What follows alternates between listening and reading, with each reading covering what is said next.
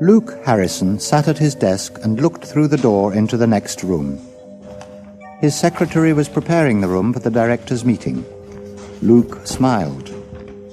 On the table, the crystal glasses and golden cigarette box were shining in the light from the lamps. There were red roses to go with the red velvet chairs. Yes, the directors would certainly have a comfortable meeting. The smile left his face. He wasn't so sure of the discussions at the meeting. His partner, Jake Fulbright, was talking to him from the other side of the room. There was anger in his voice. Luke, wake up. The office looks good, doesn't it? Our company is going well, isn't it? Together we've done a good job, and how? By always doing what's best for the company. It's no good, Jake. You're not going to change my mind. Our business is property, land, houses, and buildings. We became a great company because we gave the people what they wanted, and they paid us well. Now our city wants us, and for a good cause. We have to give them what they want, a children's home. There is more to success than money, Jake. There is pride and respect. Stop that. Our city needs an office block, and big companies will pay us good money. Think of your family, Luke. Don't you want to do the best for your wife? Jake took out a cigarette and lit it. If you're so keen on doing the best for yourself, why don't you stop that harmful habit? Luke hated smoking, and Jake hated being told what to do by anyone, even if it was his old friend and partner. The two men had grown up together and built their futures together. And together they had found riches and success. But in the past year, something had gone wrong between them. What was it? Luke wished he knew. For goodness sake, Luke, listen to me. I'm going to fight you on this one. I'm going into that meeting, and I'm going to persuade those directors to agree to the new office building. I'm sorry, Jake. You can't do that. We are the partners, they are our directors. They can't agree to anything if we don't agree. Those are the rules, Jake. Rules are for losers. I'm a winner, and I take chances. Jake banged his fist on the table. Then he looked directly into Luke's eyes. He who dares wins, Luke, remember? And I dare. It was an old saying that the two men had used in the early days of their business. They had used the saying to give each other courage. Now, Jake was using it to give him the strength to fight his own partner. Just then, the phone on Luke's desk rang. Hello? He heard his wife's gentle, loving voice. Is that you, Luke? Yes, darling. How's it going at home? Fine. But what's the matter? You don't sound too happy. Dear Megan. She always knew if something was wrong. But she must not know that anything was wrong between Luke and Jake. Luke tried to sound happier. I'm fine, love. Just a bit busy. You know, the usual Friday rush to get things done before the weekend. How are things at home? Pretty busy here, too. Nathan has brought a friend home from school. Can't you hear them? They're playing upstairs. And I've got your favorite dinner, beef curry. Oh, it's nearly ready. So what time are you coming home? Listen, Megan, love, I'm sorry, but I'm going to be late. There's a meeting this evening. Oh, Luke, not again. Oh, darling, you've been working too hard lately. Try to get home and relax. We miss you. I know, love. And I'll be home as soon as I can. Luke put the phone down. He wished Jake hadn't been in the room listening to the conversation. You leave that gorgeous wife of yours alone far too much. If she was my wife, I would never leave her side. There was something about Jake when he spoke of Megan. A look in his eye and a strange tone in his voice. Luke couldn't explain why, but it made him very uncomfortable. But Jake was keeping a secret from his partner. Jake, the man with money and power, but without a woman in his life, was in love with Luke's wife. Megan knew nothing of this. She loved her husband, her son, and her home. Jake knew this, but Jake still wanted Megan. And he who dares wins, he told himself. The awkward moment in the office passed. Just then, the intercom buzzed. Jake pressed a button and listened. It was one of the secretaries. All 4 directors have arrived. Shall I take them into the conference room? Yes, please. We'll be with them in 2 minutes. Well, Luke, this is it. They're all in there. and I'm going to persuade each one of them what is best for this company. Big luxury offices. That will bring us heaps of money. Jake looked at Luke. He was daring him to answer. Then he picked up his cigarettes and walked out of the room.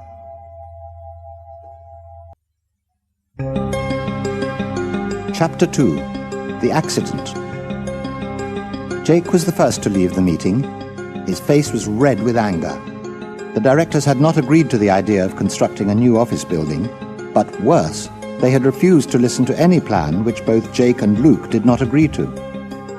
He walked past the secretaries and out to his car. He didn't say anything to Luke because he didn't want to fight him. Not yet. He was going to try once more to change his mind.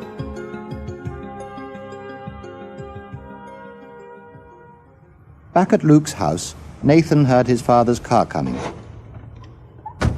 He ran to the front door. Daddy, you're late. Come and see my model aeroplane. I've nearly finished it. Daddy, it's beef curry for dinner, your favourite. I'm starving. Are you? Can we go out on our bikes together tomorrow? Hey, slow down a bit. Hello, darling. At last. Hello, my love. It's good to be home. They all went into the living room to enjoy the evening together. The next morning, as they were having breakfast, the telephone rang. It was Jake. Hello? Good morning, Luke. Listen, I've got an idea. Why don't we go out hunting? It's been a long time since we went hunting together. Maybe we can bring a rabbit home for Megan to cook. Luke was pleased that Jake was in a good mood, and although it was Saturday, Luke decided to go out with Jake.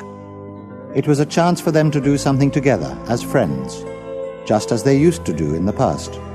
Good idea. Let's do it. We'll go in my car. I'll come and pick you up in an hour. I need to clean my gun first. I haven't used it for ages. It was a glorious day, a perfect day for hunting. The sun was shining through the trees, the birds were singing. As they walked through the woods, Jake started talking about work and the office building. Oh, come on, Jake. Let's forget about the office building for today and just enjoy ourselves. Life isn't that simple, Luke. We have to pay for everything, even days out in the woods. That's why we can't afford to build children's homes, Luke. Jake, I told you. The city needs the home, and we have almost promised we're going to do it.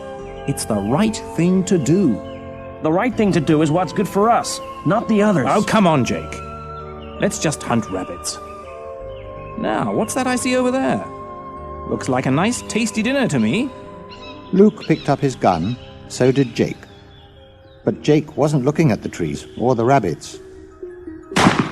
The bullet from Jake's gun flew past Luke's face. For goodness sake! What are you thinking of? You almost killed me! I'm sorry. It was an accident. I touched the trigger by mistake. I'm very sorry. Look, I think it's time we went home. We are obviously not going to do any serious hunting today. Well, I didn't mean to do it. I said I'm sorry. If you want to go, then let's go.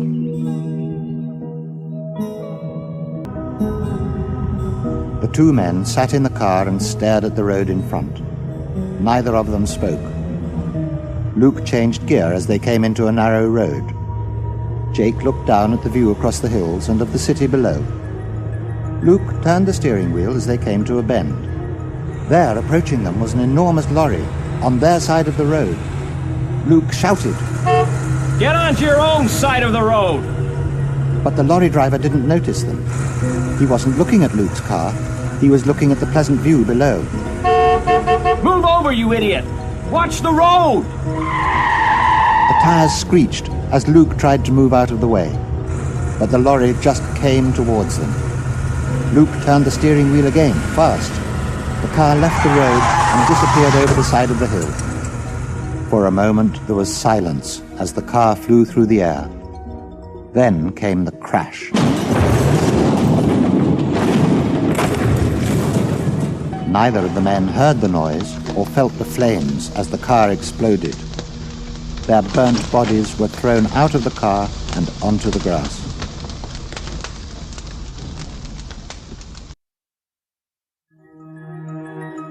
Chapter 3. Life exchange. The lorry driver was still shaking when the ambulance arrived. The ambulance men ran towards the burning car. On the black, burnt ground nearby lay the two men. They were lifted into the ambulance and taken to the city hospital. The ambulance men pushed them on trolleys into the casualty department. A nurse stood with them as they waited for the doctors to come. As they lay on their trolleys inside the hospital, one of the men made a noise. The nurse spoke to him. Hello, can you hear me? Can you tell me your name? The burnt man turned towards his burnt friend on the other trolley. He put his hand onto his friend's hand. Jake. But that was his last word. He died with his hand in the hand of his friend. Can you hear me? Jake, did you say? The nurse lifted the dead man's hand away from his friend's and laid it across his chest. Megan looked at the clock and told herself not to worry. Luke was probably having a drink with Jake. He would be home soon. A telephone rang. Hello? Hello. I'd like to speak to Mrs. Megan Harrison, Luke Harrison's wife, please. Yes, that's me. Who's speaking, please? I'm Police Constable Smithers, from the city police station. Mrs. Harrison, there's been an accident. A car accident. Rather serious. Megan caught her breath. Oh, no. He isn't... Now, keep calm. Your husband is alive, but he is very badly hurt. Now, can you come straight to the casualty department at the city hospital, please? Would you like me to send one of my men to come and get you? No, thank you. I'm coming now. Right away. Megan drove, praying all the way. Oh, please, God, let him live. He's such a good man, a good husband, a good father. She fought her tears as she drove to the hospital. She quickly found the policeman at the casualty department. Hello, Mrs. Harrison. Now, try to relax. I know it's difficult. Your husband's car crashed and went off the road. It was quite bad. The car caught fire and the two men were badly burned. We found the number plate of the car, so we were able to find its owner. One of the men died. We were able to identify your husband because he was holding his wedding ring in his hand. A nurse will take you in to see him. Shortly afterwards, a doctor came into the room. He sat down on a seat next to Megan. Mrs. Harrison, I'm Dr. Ramsay. I've been looking after your husband. The doctor looked kindly at Megan and held her hand. We are doing everything we can to save him, but he's in a coma, so he won't know you're here. Is he going to die, Doctor? We hope not, but we must prepare ourselves. Megan could no longer see the doctor's kind face. Her eyes were filled with tears. Oh, Doctor. What about his friend, Jake? There was nothing we could do for him. He died when he arrived here at the hospital. Now, come with me. Your husband is covered in bandages, so you won't see much of him. But we all believe it helps the patient to have a loved one nearby, even when they're in a coma. Megan followed the doctor to a small side room at the end of a ward. The man under the bandages knew nothing and nobody. Oh, Luke. Well, I suppose it's better right now that he doesn't know anything. I mean, he would be in terrible pain if he were awake, wouldn't he, Doctor? Yes.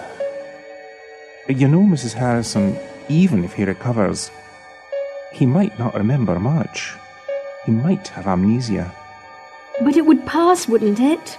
Hopefully, yes, in time. Now, let's leave the nurses to take care of him. Go home and get some rest. We will call you if we need you. And come back tomorrow morning. The next 3 days were terrible for Megan. She sat at the side of the bed, waiting for signs of recovery. Then, on the third evening, the head under the bandages moved. Megan saw the eyes and the lips move slowly. Oh, Luke, my love. Luke, darling, can you hear me? Can you see me? The voice was slow and weak. Megan? Oh, Luke, does it hurt? Don't worry, everything will be all right. You are going to live and come home. We're all going to be together soon. Oh, Luke, I love you so much. The face under the bandages moved, the eyes filled with tears. Then they closed, and Luke slept.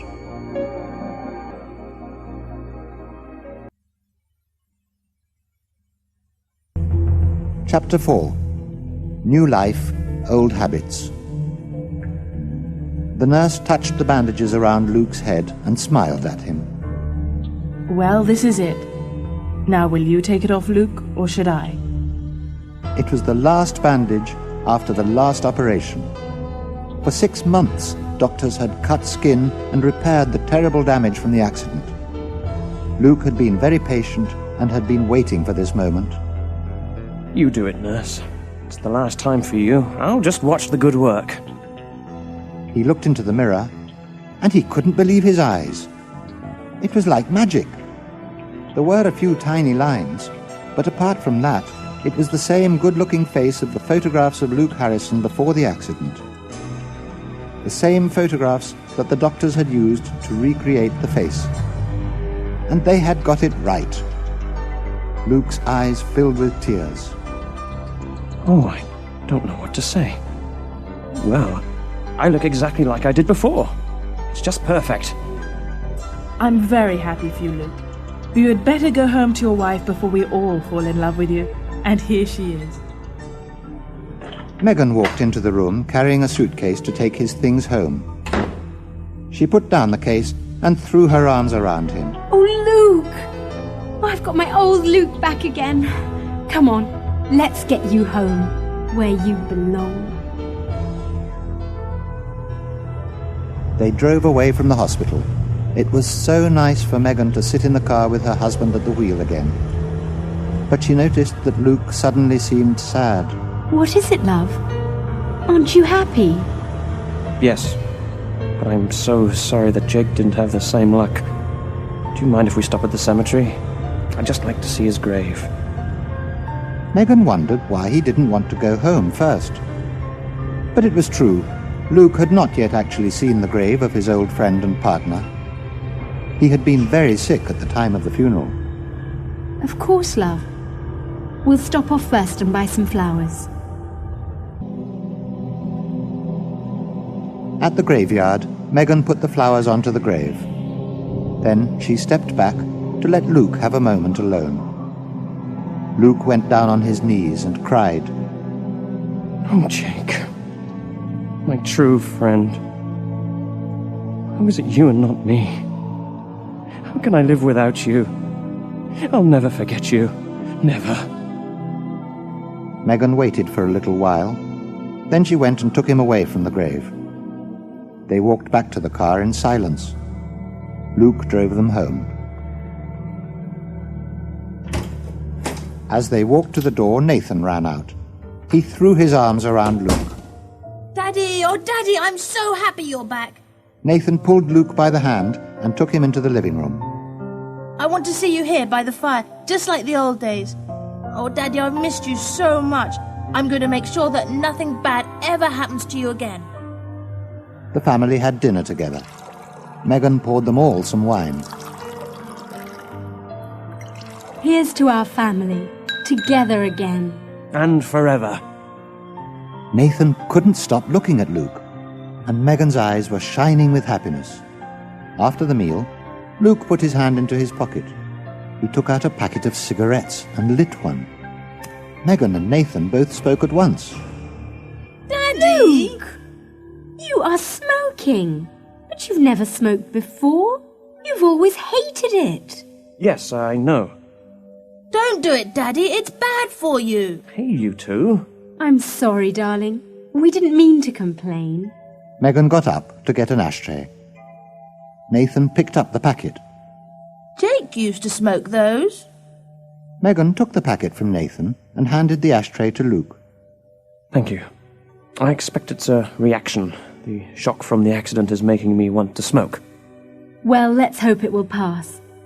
Anyway, it's wonderful to have you back. Now, shall we go and sit by the fire and watch a film together?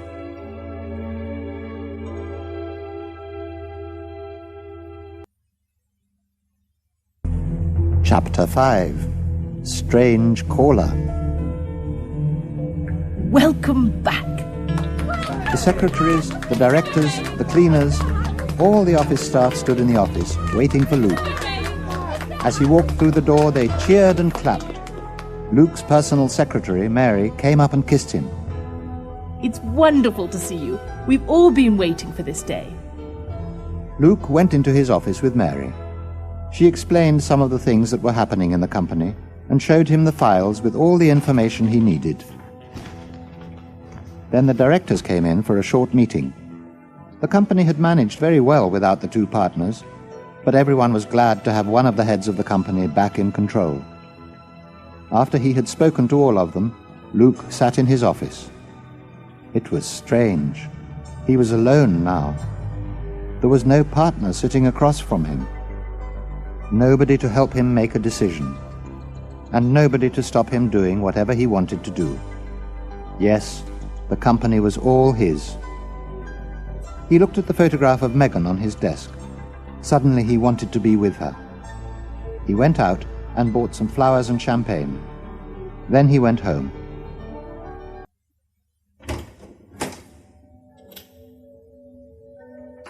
Hello, darling.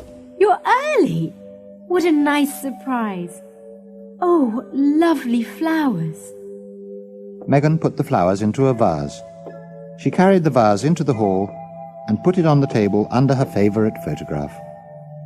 It was a photograph of Luke, handsome, happy, with kind, smiling eyes. Later that evening, they drank the champagne together. To a wonderful new start. Cheers, darling. Cheers. And to my next business deal. What's that, darling? The new building for the children's home? No. To the new office building I'm going to build. Right in the middle of the city centre. Office building? But I thought you didn't want the office building. Well, I do want the office building now. I am going to name it after Jake. The Fulbright Centre. Luxury offices. But you wanted the children's home so much. And the city is expecting you to build it. Luke looked at Megan. His eyes were wet with tears. I must do this, Megan. It was Jake's last wish before he died. Well, I can understand those feelings in your private life. But Luke, do you think you should listen to your feelings and emotions in your business life? He was my partner, Megan. He died and I lived. I owe him this. Just then, the telephone rang. Luke went out into the hall to answer it. He picked up the phone and heard a strange noise. It was a voice. Well, like a voice, but strange. It seemed very far away, but at the same time as if the speaker was standing right next to him.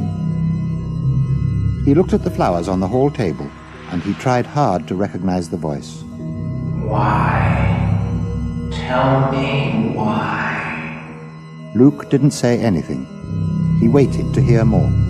Why are you doing this? Why are you doing this? The voice got stronger as it repeated the question. Why are you doing this? Luke was frightened. Very frightened. He put the telephone down. At the same moment, he looked at the photograph above the table. Megan's favorite photograph of her happy, smiling Luke. The photograph moved. It clearly moved from side to side. Then it moved forward away from the wall. Luke stared in horror as it crashed down to the floor. Tiny pieces of glass and torn pieces of photograph flew across the hall. Megan rushed out into the hall. What's that? What happened? Oh, My photograph. Luke was white and frightened. But he answered Megan. I'm sorry, love. I lifted my arm up. I knocked it off by mistake. I'll clear it up. Megan looked at him. She was a bit worried. Don't worry, I'll do it. You look tired, dear. Go and sit down. Remember, it was your first day back at work for a very long time. I'll make us a drink, and we'll go to bed early.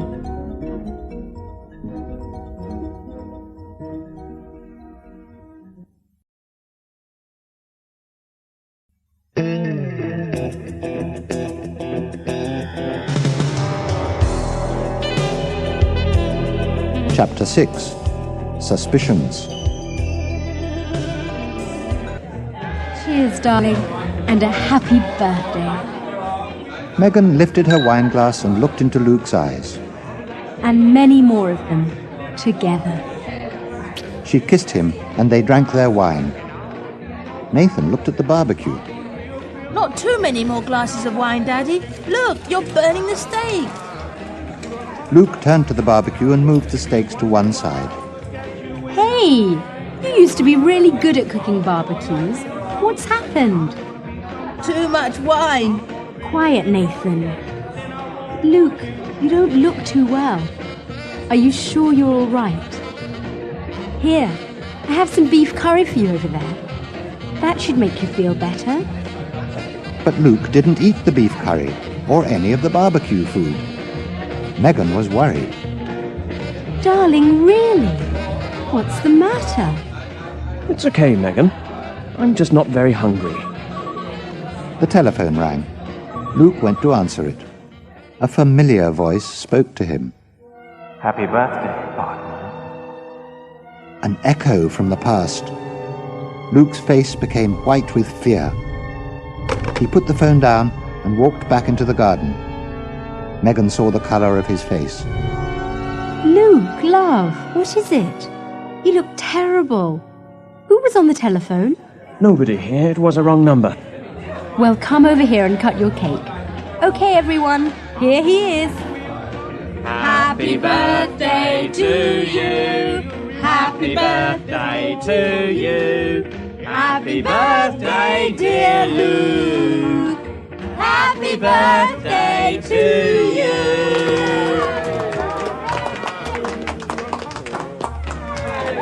All the guests cheered and clapped. Luke cut his cake and handed everyone a piece. Soon he was laughing and joking with them all. Later in the evening, Megan told Nathan to go and have his bath.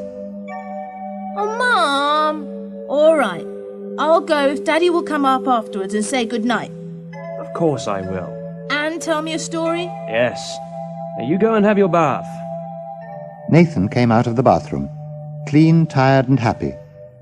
Luke was sitting on his bed, waiting for him. Hey, Daddy, aren't you glad you had that birthday? I certainly am. Daddy, will you tell me that story?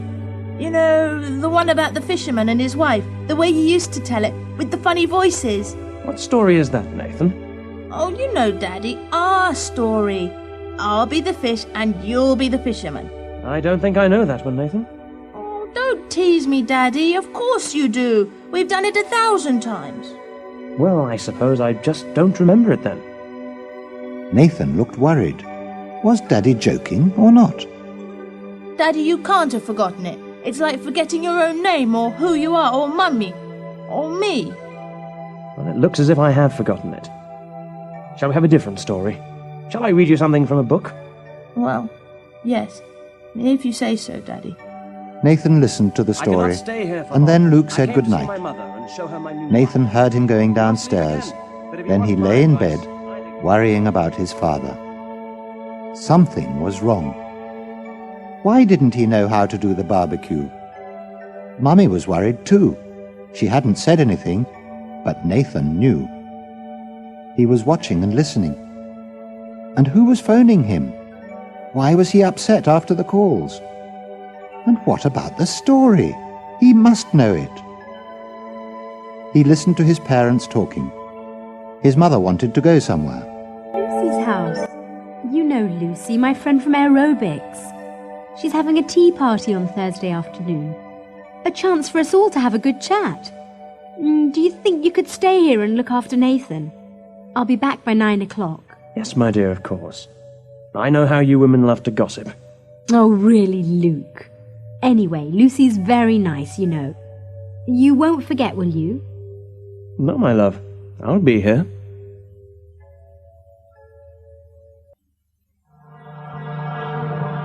Chapter 7. The Psychic. Megan sat in the garden, enjoying the late afternoon sun with Nathan. They looked up as Luke walked across the grass. Hello, dear. Did you have a good day? Fine. You see, I told you I would remember. Nathan and I are going to have fun while you ladies chat. Isn't that right? Megan laughed and went to get ready to leave. She drove in her own car to her friend's house. The front door was open, and she walked into the hall. Lucy saw her.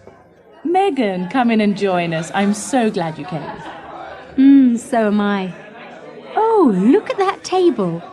Lucy, you shouldn't have done all that. The table was laid with all kinds of sandwiches, pies, cakes, and biscuits. There were pots of different kinds of tea from all over the world. Come over and say hello first. You know most of the people here, but I want you to meet someone.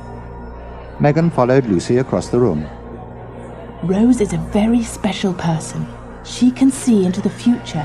She can see beyond our world. She's amazing. You mean she's a psychic? Yes. Isn't it exciting? Megan looked at Rose. She was a pretty woman with bright eyes. She looked up as Megan walked towards her. Rose, this is Megan. Hello, Megan. Rose held Megan's hands and looked into her face. Suddenly, Rose became very still. She seemed to be frozen or hypnotized. She stared deeply into Megan's eyes, and when she spoke, she sounded shocked. Oh my God. Your husband is dead. No, he can't be. He's at home, looking after our son. Megan took away her hands, and Rose's face turned white, her eyes closed, and she fell to the floor. Lucy ran to her. She's fainted. She has seen a death. It can't be true. I left him half an hour ago. Megan ran from the room into the hall. She picked up the telephone and dialed her own number.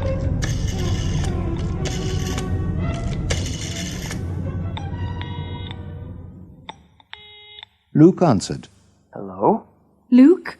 Is that you? Well, yes. Who did you think it would be? Oh, nobody. Nothing. I just wanted to check that everything was all right. Megan, I am able to look after a 7-year-old boy, you know. Megan walked back into Lucy's living room. Rose was sitting on the settee drinking tea. Nobody said any more about it. Megan tried to forget about it. She had something to eat and chatted with different people. When she was back at home that evening, she told Luke what had happened. Luke became strangely angry. Why do you listen to these stupid old women? I know you shouldn't have gone there. Come on, Luke. There's no need to get angry.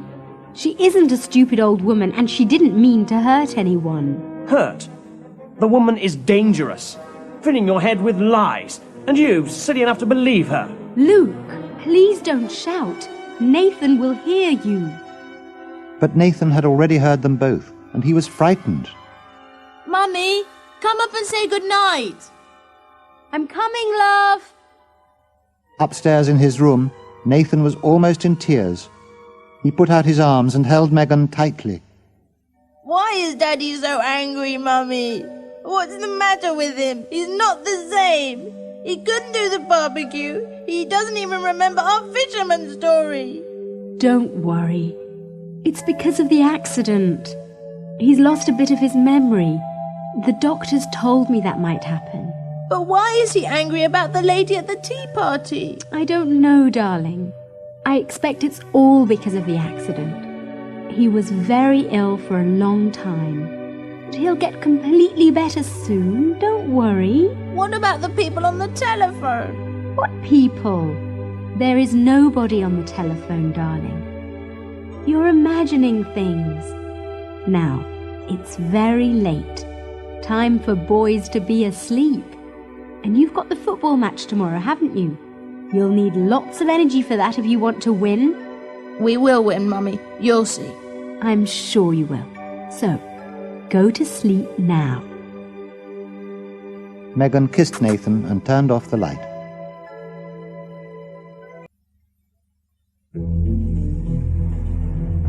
Chapter 8. The Past Strikes Back. Luke left for work early the next morning. He was still annoyed about the psychic at the tea party. He was also embarrassed about the quarrel he had had with Megan, and ashamed that Nathan had heard them. When he got into his office, he sat at his desk and looked out of the window. He telephoned Megan and asked her to come to the office later. He would clear up things between them. Then he would feel better. Then he sat quietly and watched the world go by. He wanted to be alone for a while, but a few minutes later someone arrived to see him. A young man walked into his office. He looked about 25 years old, and he spoke to Luke as if he knew him. Hello, Mr. Harrison. It's nice to meet you again, and good to see you looking so well after that terrible accident. Are you all right now? Luke was a bit puzzled. He put out his hand to shake hands with the young man. Well, I'm very well, thank you. But I don't think we've met, have we? Of course we have. You remember, about the new children's home. I think everything is settled now. We should be able to start on it any time now. Look, I'm very sorry. I think there has been a mistake. First of all, this company is not going to build a children's home. Secondly, you and I have never spoken about building a children's home, or anything, in fact. I have never seen you before. The young man was starting to get annoyed. Now look here. Don't try those tricks on me. These are no tricks, young man. The young man went straight up to Luke. He put his face right in front of Luke's. Do you know what? I think there is a big trick here. Because if you were really Luke Harrison, you'd certainly know me. For a moment, Luke was shocked. If he was really Luke Harrison? Then he spoke.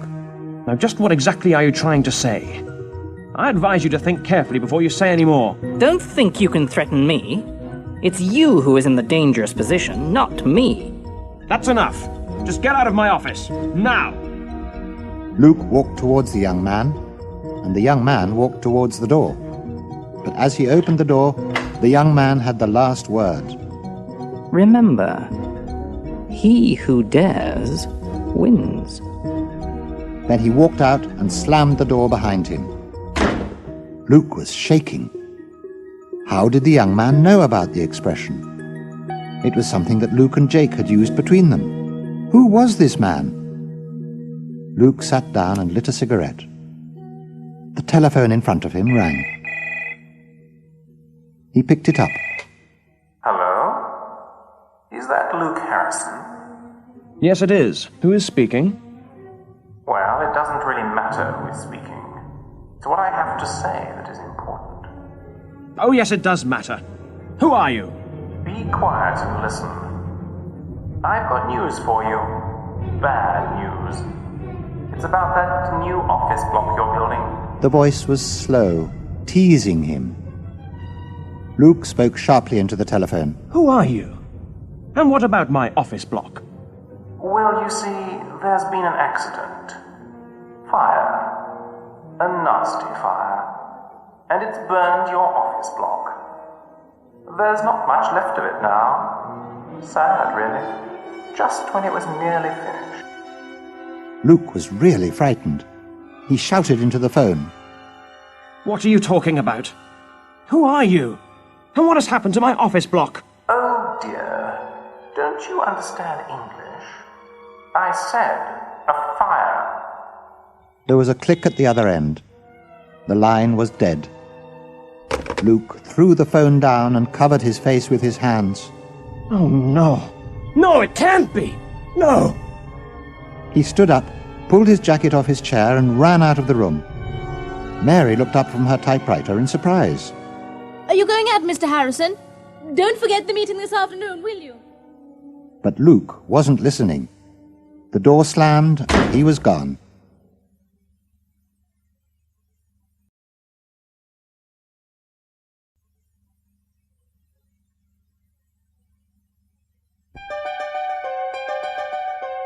Chapter 9. Great-Grandfather's Clock.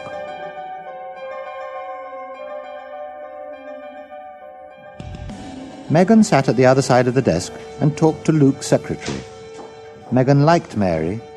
She was glad that Luke had someone like her to look after him. I was at home cooking and Luke telephoned me. He told me to come here because he had something to tell me. That's funny because he isn't here. He went out in a hurry. But why don't you go and wait for him in his office? It's more comfortable in there. Yes, I think I will. She went and sat down in Luke's office. Then she noticed something. Oh, that's strange. His clock has stopped. It has never stopped in all the time he's had it. She walked over and looked at it. Luke had always loved the clock. It had belonged to his great-grandfather. It was a beautiful wall clock with a pretty brass face and old numbers. It had a long pendulum which gave a gentle tick-tock. And now, for the first time, it had stopped. Well, this will not do. You have to tick, my old friend.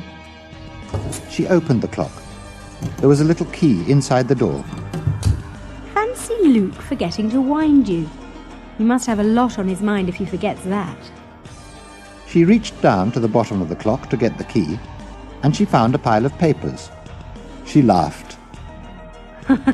Well, really, Luke, you're getting worse. You have an excellent secretary to look after your papers, and you leave them in an old clock. Whatever will you do next? Megan took the papers out. They were contracts for agreements and business arrangements for the last 2 years. Now Megan was puzzled. Why on earth would he do this? These are important contracts. They shouldn't be in a clock. She looked down at the papers. They had the signatures of the people Luke had made the agreements with. Signatures, stamps, dates. Then Megan noticed something else. But what on earth? This isn't Luke's signature. This is Jake's. And so it was. J.S. Fulbright. No sign of Luke's name. Megan had seen the signature many times before, on papers both Luke and Jake had signed. But these papers must have been signed in the last 2 years, after Jake died. Why is he using Jake's signature? Why isn't he signing in his own name? Then Megan realized something else. Only Jake could write that signature. It was a very personal one. Luke had often joked with Jake about it. Eccentric, Luke had called it. Well, it certainly was a strange signature. And certainly only one person could write it, and that was Jake Fulbright. But why? And how? Jake is dead. Jake has been dead for 2 years now. Hasn't he? Then Megan felt a sick feeling in her stomach. She looked at the ashtray and cigarettes on the desk. Jake's brand of cigarettes.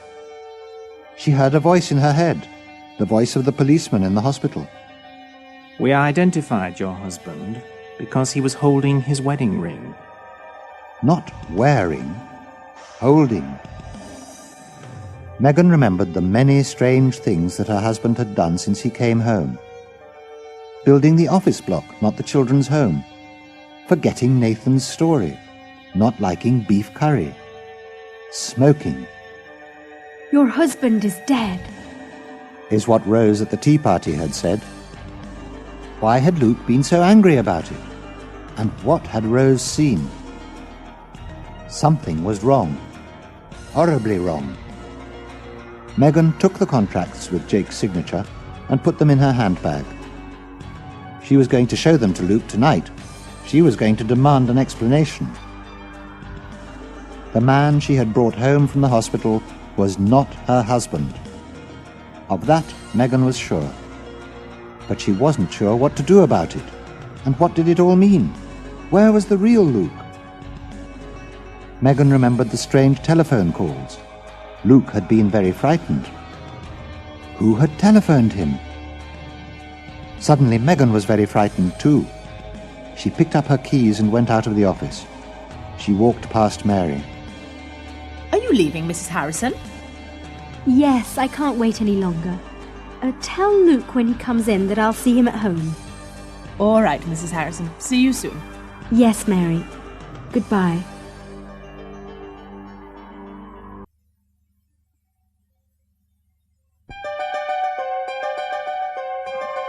Chapter 10. The Chase. Megan came home, tired with worry and sick with fear.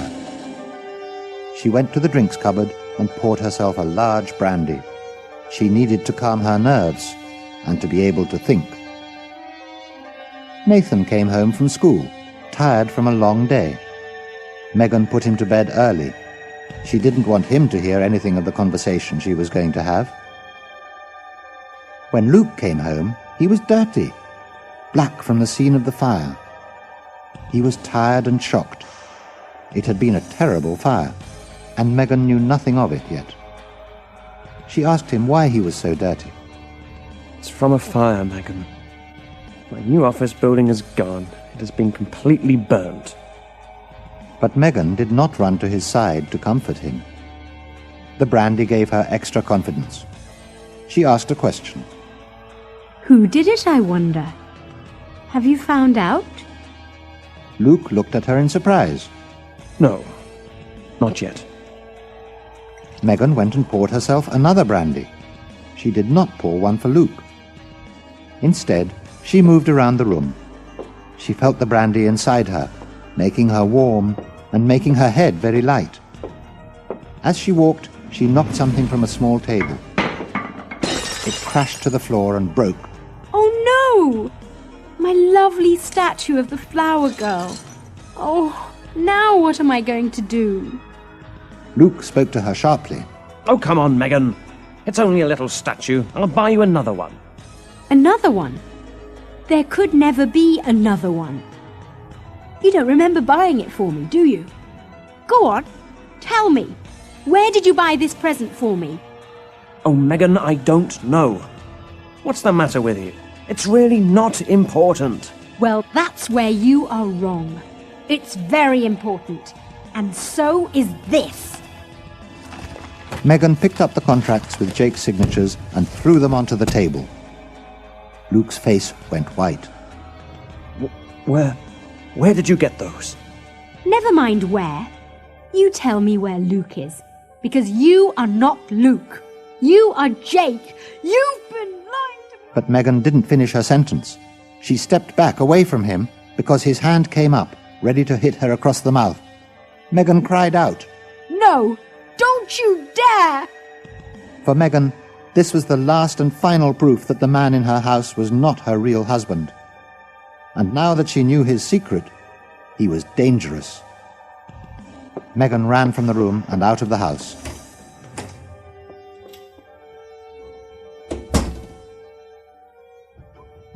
She got into her car and drove into the road. She needed to be away from him and to think.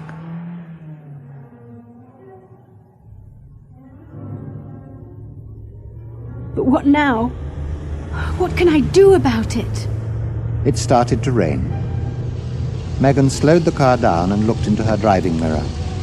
His car was right behind her, following her, chasing her. Get away from me, can't you? Ah, I know. I'll take that tiny road that goes to the cliff top. He doesn't know it very well. It was a little road she had walked along with Luke when they were first married. She waited until she was at the corner before she turned the steering wheel. But a minute later, she saw him in the mirror. Now he was driving angrily and getting nearer and nearer. He was chasing her as a fox chases a rabbit, the animal and his prize. And Megan was his prize, and he wasn't going to lose her. Not now. Not after all this. She was driving faster and taking the corners well. The tires on her car screeched as she turned. He followed her round another bend. Then the road became straighter. It ran along the top of a cliff. He changed gear and looked hard at the back of her car. Now was his chance. He could see the back of her head. He could see her eyes as she looked into her mirror. He looked again. Those were not Megan's eyes. Those were Luke's. Now he couldn't see the car. A figure stood in his way. A tall, light figure, shining against the dark sky. The figure of Luke Harrison. He screamed at the figure. Get out of the way, you idiot! But the figure stayed there, staring at him without fear. And it stood between him and Megan, blocking the road. He turned the steering wheel and put on the brakes. Get out of the way! He was losing control of the car. The wheels were skidding. The car was sliding across the wet road, away from the figure and away from Megan. He screamed and stared at the figure. Luke's eyes stared back at him. One wheel of the car was sliding over the edge of the road, and then another. As the car plunged over the cliff, he shouted his last word. Luke! Then everything went black.